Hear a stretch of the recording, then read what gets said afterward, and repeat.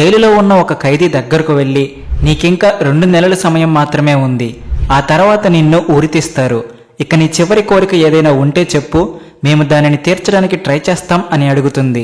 అప్పుడు ఆ ఖైదీ అసలు ఏమాత్రం బాధపడలేదు. అతని ముఖం మీద చిరునవ్వు అలాగే ఉంది. అతను నవ్వుతూ, నా చివరి కోరిక ఏంటంటే నేను బతికి ఉన్నంతకాలం ప్రతిరోజు రాత్రి ఒక అమ్మాయితో గడుపుతాను, ఆ అమ్మాయి ఒరిజినై ఉండాలి, ఇదే నా చివరి కోరిక అని చెప్తాడు. అది విన్న మహిళా పోలీస్ షాక్ అవుతుంది. చివరి కోరిక అంటే ఇలాంటివి కాదు, నీ ఈ కోరికను తీర్చడం కుదరదు, ఎందుకంటే ఒక ఖైదీ కోసం ఒక అమ్మాయిని అలా చేయమని మనం బలవంతం చేయకూడదు, కాబట్టి ఇది కాకుండా ఇంకా ఏదైనా వేరే కోరిక అడుగు, మేము తీరుస్తాం అని అతనితో చెప్తుంది. అప్పుడు అతను, నువ్వు కూడా ఒక అమ్మాయివే కదా, నిన్ను చూస్తుంటే నీకింకా పెళ్ళైనట్లు లేదు, నా కోరికను నువ్వు ఎందుకు తీర్చకూడదు అని అడిగాడు. అది విన్న ఆ మహిళా పోలీసుకు కోపం వచ్చింది. తన కోపాన్ని కంట్రోల్ చేసుకుని ఓపికగా, ఒక పోలీస్ ఆఫీసర్నైన నేను ఒక ఖైదీతో అలా ఎలా చేయగలను, ఈ కోరికను తీర్చడం కుదరదు, ఇంకా ఏదైనా అడుగు అని చెప్పింది. కానీ అతను, ఇదే నా చివరి కోరిక అని మళ్ళీ మళ్ళీ చెప్తున్నాడు. అయితే మరి ఆ పోలీస్ అతని కోరికను తీర్చిందా? ఇది ఒక కథ కాదు, వాస్తవంగా జరిగిన సంఘటన. ఈ వీడియోని పూర్తిగా చూసి చివరకు ఏం జరిగిందో తెలుసుకోండి. ఇలాంటి మరెన్నో ఇంట్రెస్టింగ్ వీడియోలు చూడడానికి ఇప్పుడే మా ఛానల్ను సబ్స్క్రైబ్ చేసి బెల్ ఐకాన్ను యాక్టివేట్ చేసుకోండి. ఇక వీడియోని స్టార్ట్ చేద్దాం. ఒక ఊరిలో ఒక పోలీస్ స్టేషన్ ఉంది. అందులో సంతోషి అనే అమ్మాయి ఒక పెద్ద పోలీస్ ఆఫీసర్గా పనిచేస్తుంది. ఆమె ఉద్యోగంలో చేరి సరిగ్గా సంవత్సరం కూడా కాలేదు. ఇంతలోనే తను ఎన్నో పేరు ప్రఖ్యాతలను సంపాదించుకుంది. ఆమె ఎంతో ధైర్యవంతమైన పోలీస్ ఆఫీసర్. ఆ ఏరియాలో ఎవరు తప్పు చేసినా వాళ్ళని వదిలిపెట్టదు. వాళ్ళని పట్టుకుని పోలీస్ స్టేషన్కు తీసుకువచ్చి వాళ్లకు శిక్ష పడేలా చేస్తుంది. దీనితో ఆమెను ఆమె పై అధికారులు కూడా ఎన్నోసార్లు మెచ్చుకున్నారు. ఒకరోజు ఒక యువకుడు తన తల్లిని చంపాడని సంతోషికి తెలిసింది. వెంటనే ఆమె తన పోలీస్ కానిస్టేబుల్స్ను తీసుకుని అక్కడకు వెళ్ళింది. అక్కడ కనబడింది చూసి వాళ్ళంతా షాక్ అయ్యారు. అక్కడ ఒక మహిళ చనిపోయి కింద పడిపోయింది.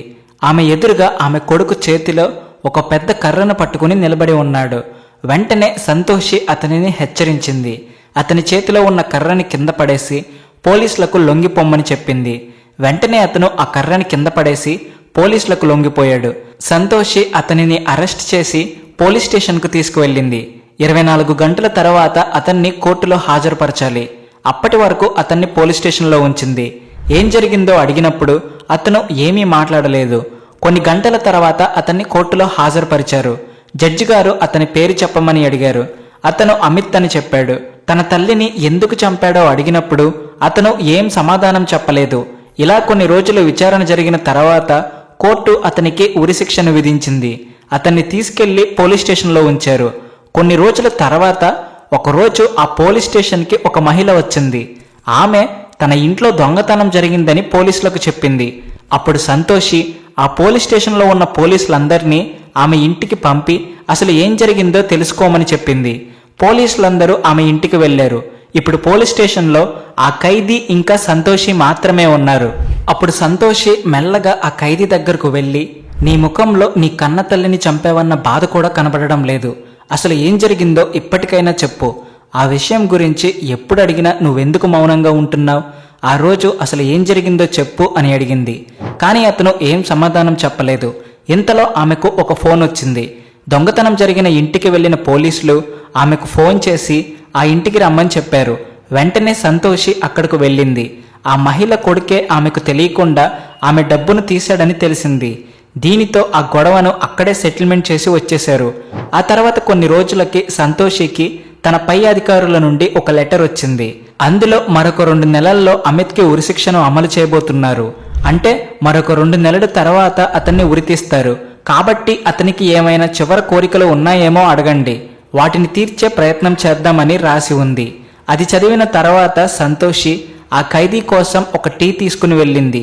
అది అతనికి ఇచ్చి, ఈరోజు పై అధికారుల నుండి ఒక లెటర్ వచ్చింది, మరొక 2 నెలల తర్వాత నిన్ను ఉరితీస్తారు, కాబట్టి నీ చివరి కోరిక ఏదైనా ఉంటే చెప్పు, దానిని మేము తీర్చాలని రాసి ఉంది, మరి నీ చివరి కోరిక ఏంటి అని అడిగింది. అతను నవ్వుతూ ఉన్నాడు. అప్పుడు సంతోషి, నువ్వు ఇప్పటికీ కూడా నీ వల్లనే నీ తల్లి చనిపోయింది అని కనీసం బాధపడట్లేదు, ఇంకొక 2 నెలల్లో నిన్ను ఉరితీస్తారు అని చెప్పినా భయపడట్లేదు, ఇలా ఎలా ఉంటున్నావు, సరే నీ చివరి కోరిక ఏంటి అని అడిగింది. అప్పుడు ఆ ఖైదీ నవ్వుతూ, ఈ రోజు నుంచి నేను బ్రతికి ఉన్నంత వరకు ప్రతిరోజు రాత్రి ఒక అమ్మాయితో గడపాలని అనుకుంటున్నాను. అందుకు నాకు ఒక వర్జిన్ అమ్మాయి కావాలి. అదే నా చివరి కోరిక అని చెప్పాడు. అది విన్న సంతోషి షాక్ అయింది. ఇదేం కోరిక? చివరి కోరిక అంటే ఇలాంటివి కాదు.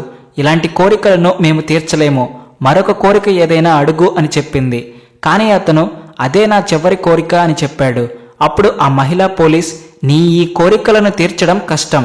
ఎందుకంటే ఒక ఖైదీ కోసం ఒక అమ్మాయిని అలా చెయ్యమని మనం అడగకూడదు, బలవంతం చేయకూడదు. అది పూర్తిగా ఒక అమ్మాయి మనసుకు సంబంధించిన విషయం. కాబట్టి అది కాకుండా ఇంకొకటి ఏదైనా అడుగు అని చెప్పింది. అప్పుడు అతను, నువ్వు కూడా ఒక అమ్మాయివే కదా, నిన్ను చూస్తుంటే నీకింకా పెళ్ళైనట్టు లేదు, మరి నువ్వే నా కోరికను ఎందుకు తీర్చకూడదు అని అడిగాడు. ఇది విన్న సంతోషికి కోపం వచ్చింది. కానీ ఆమె కోపాన్ని కంట్రోల్ చేసుకుని, నేను ఒక పోలీస్ ఆఫీసర్ని, నేను ఒక ఖైదీతో అలా ఎలా చేయగలను? అది కుదరదు. అది కాకుండా ఇంకా ఏదైనా అడుగు చేస్తాను అని చెప్పింది. కానీ అతను ఆమె మాట వినలేదు. మళ్ళీ మళ్ళీ అదే కోరికను అడుగుతున్నాడు. ఒకసారి ఆలోచించి చెప్పమని అతను అన్నాడు. సంతోషి బాగా ఆలోచించింది. ఇలాంటి విషయాలలోకి ఇంకొక అమాయకమైన ఆడపిల్లను లాగాలని ఆమె అనుకోలేదు. వెంటనే అయితే సరే, మనం సాయంత్రం కలుద్దామని అతనితో చెప్పి అక్కడి నుండి వెళ్ళిపోయింది. ఆ రోజు సాయంత్రం అయింది. రాత్రి 9 గంటల తర్వాత సంతోషి తన పోలీస్ డ్రెస్ను తీసేసి డ్రెస్ మార్చుకుని అతని దగ్గరకు వెళ్ళింది.